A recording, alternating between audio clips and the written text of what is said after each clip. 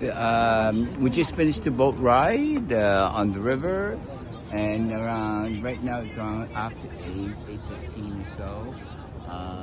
We are at the area we call the Heaven Gate area. There's a big door frame, and there's some big nice shopping mall facing the lake.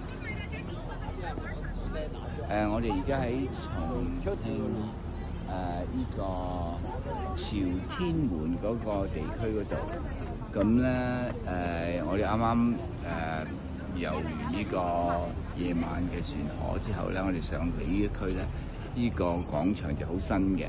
咁嘅朝天門嘅後邊就有個商場，好大好靚嘅商場，有啲商業區或者住宅區，對住非常之風水，我覺得幾好啊！